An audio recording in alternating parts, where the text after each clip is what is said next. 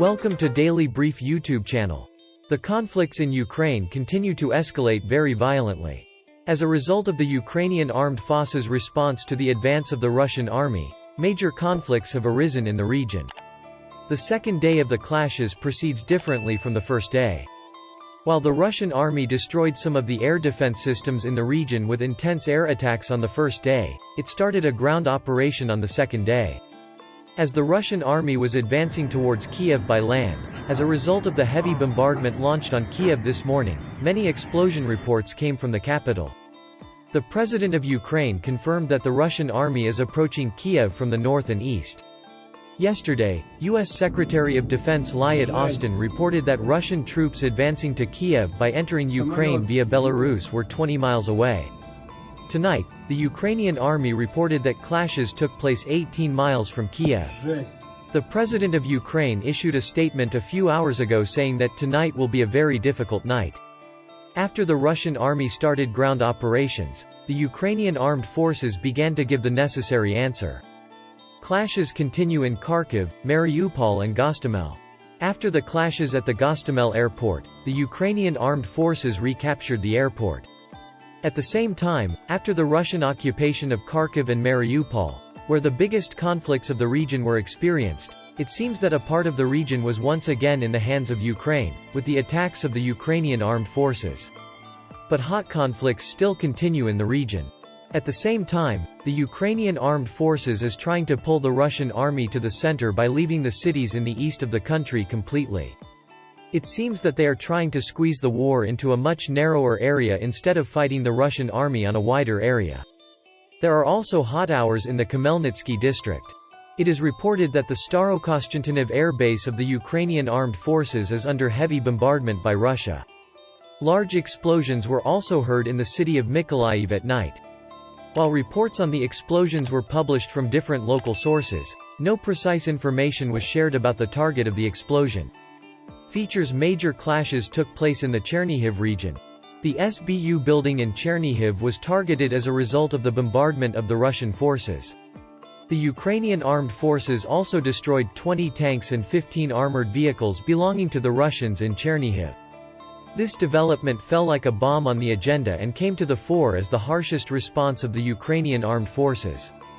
It is understood from the images that the building was burned in the explosion that occurred as a result of the attack on the SBU building in Chernihiv. As Russia attempted to occupy Kiev, a massive fire engulfed the SBU headquarters in Chernihiv, Ukraine, after 2 shells hit on Friday. A massive fire broke out after 2 bullets hit the SBU headquarters in Chernihiv, Ukraine, on Friday. The Security Service of Ukraine, SSU, is Ukraine's main government security agency in law enforcement and counterintelligence activities and in the fight against terrorism. According to the local newspaper Suspilne Chernihiv, the regional SBU building was set on fire. The fire engulfed the roof. Recall that 2 artillery shells hit it. The Ukrainian army is reporting significant clashes in the northwestern region of the capital, Kiev, as Russia tries to invade deeper. Russia's plan is to break through Chernihiv and Ivanki as far as Kiev with columns of tanks. The Ukrainian said that he destroyed about 20 Russian tanks in the direction of Mina in the Chernihiv region.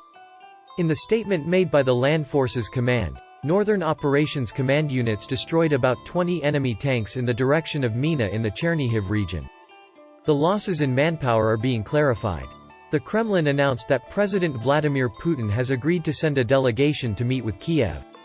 However, as a result of the negotiations, no agreement was reached between the Zelensky government and the Putin government, and at the end of the negotiations, the president of Ukraine stated that this evening would be much tougher for Kiev. Earlier in the day, Russian Foreign Minister Sergei Lavrov said they would be willing to continue negotiations through diplomatic channels if the Ukrainian military agreed to lay down arms. Last December, we proposed to talk with Zelensky about the security guarantee. We want to have joint talks and joint efforts for a joint security guarantee. He is aware of the facts about Ukraine and should not blame Russia, said Lavrov. Well, when we briefly summarize what happened in Ukraine today, as dawn breaks in Kiev, the capital of Ukraine, air raid sirens are sounding in the capital. Ukrainian President Volodymyr Zelensky confirmed multiple reports of Russian missile strikes in a national speech early Friday morning. Violent explosions were heard in Kiev early Friday morning. A Guardian reporter in the city confirmed that they heard a loud explosion. Earlier, reports circulated that Russia had launched a series of missile attacks on the city of just under 3 million, while residents reported waking up to the sound of the explosion. Ukrainian President Volodymyr Zelensky made a national speech, confirming that 137 civilian and military personnel have been killed so far in Russia's invasion of his country. Zelensky added that although Russia describes itself as the #1 target, his country was left alone to fight Russia and that he and his family remained in Ukraine. The Ukrainian president also declared a full 90-day military mobilization against the Russian occupation. According to U.S. officials, Russian forces were only a few kilometers from reaching Kiev. U.S. Defense Secretary Lloyd Austin told lawmakers that Russian mechanized forces entering Ukraine from Belarus about 20 miles from Kiev, the Associated Press reported, citing a familiar source, said in a phone call that took place around 6:30 p.m. Eastern Time on Thursday. He said it was 32 kilometers away. When news broke that Russian tanks were approaching the city from all directions, many civilians sought safety in bomb shelters and subway stations. The White House press secretary, Jen Psaki, said the United States was ready to accept Ukrainian refugees fleeing Ukraine. Southeast of Kiev, 2 high-rise residential buildings were seen burning after debris from a downed plane reportedly hit them. A multi-story building is on fire in photos released by the Ukrainian State Emergency Department. Ukraine's Interior Ministry said it shot down a Russian plane over Kiev.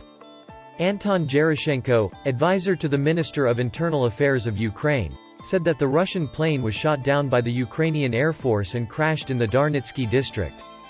The Ukrainian Border Guard Service said that the Ukrainian border post in the Zaporizhia region was hit by a missile attack at 4:25 a.m. local time.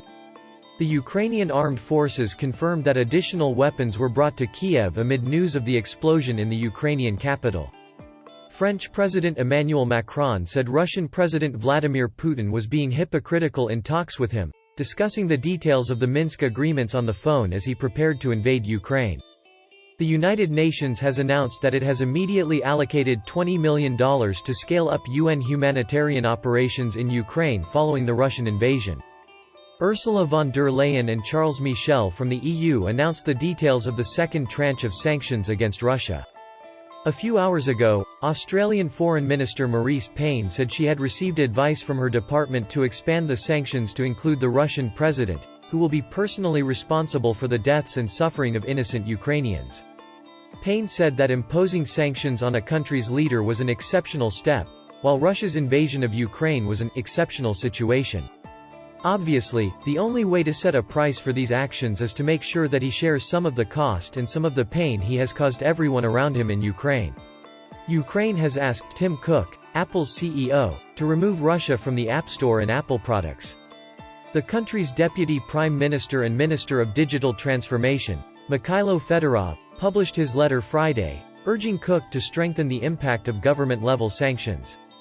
The whole world repulses the aggressor by imposing sanctions, the enemy must suffer significant losses. But we need your support. In 2022, modern technology may be the best answer to tanks, multiple rocket launchers, HRAD, and missiles. I appeal to you, and I am sure that you will not only hear, but do everything possible to protect Ukraine, Europe, and finally the whole democratic world from bloody authoritarian aggression, including blocking to stop supplying Apple services and products to the Russian Federation. Access to the App Store. We are confident that such actions will motivate Russia's youth and active population to proactively stop shameful military aggression. The U.S. Treasury imposed sanctions on Vladimir Putin and Foreign Minister Sergei Lavrov. The United States, in coordination with its allies and partners, continued to respond vigorously to Russia's unjust, unwarranted and unintentional invasion of Ukraine, the ministry said in a statement.